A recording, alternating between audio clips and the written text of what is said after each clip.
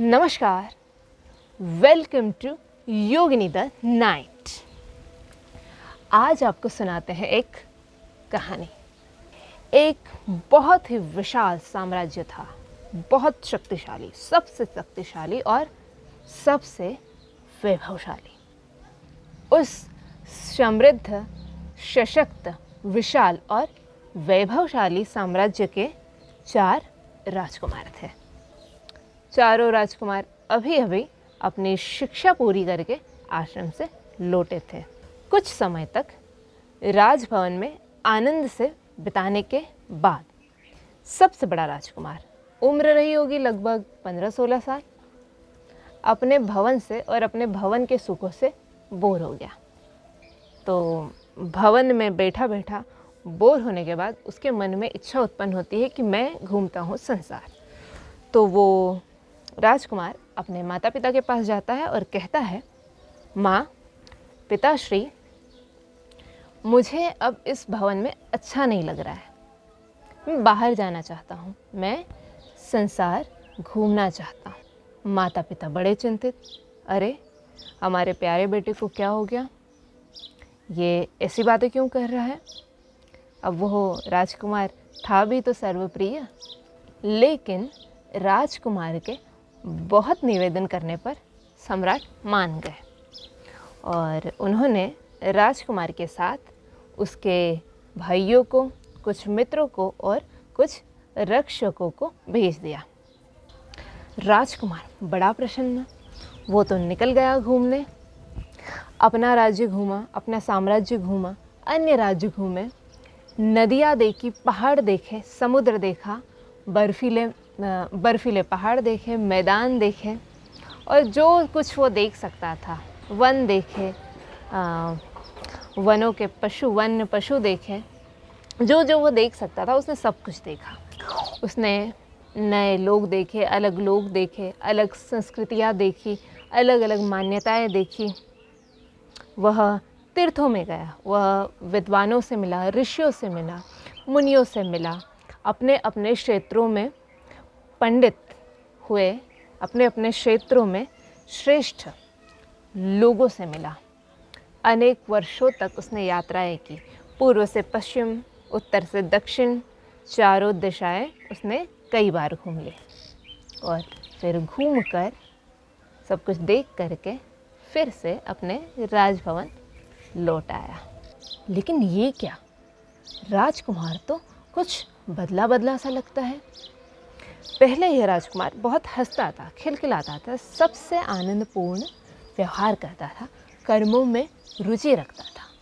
लेकिन अब तो यह बिल्कुल इसके विपरीत है।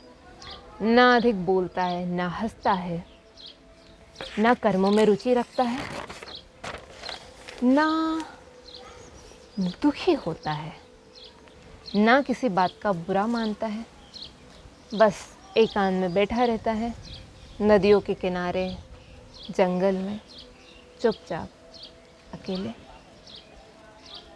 अजीब है ना। सोचिए ना, चक्रवर्ती सम्राट का सबसे बड़ा बेटा, जिसके लिए इतनी सुख सुविधाएं उपलब्ध है कि हम सोच भी नहीं सकते, वह पेड़ पौधों को देखता रहता है, फूलों को देखता रहता है और बस चुपचाप बैठे रहता है। आप और हम भी परेशान हो गए ना कि ऐसा क्यों कर रहा है। ऐसे ही उसके मित्र भी परेशान हो गए कि क्या हुआ आखिर हमारे रघुनंदन को। दिन बीतते जाते हैं। ऐसे ही एक दिन एक पराक्रमी ज्ञानी ऋषि राजभवन में आते हैं सहायता की इच्छा से। सम्राट ऋषि का स्वागत करते हैं, सत्कार करते हैं, जैसे उस समय में राजा ऋषियों के करते थे, और पूछते हैं, आपकी क्या इच्छा है। ऋषि कहते हैं, महाराज, हम एक विशाल यज्ञ कर रहे हैं।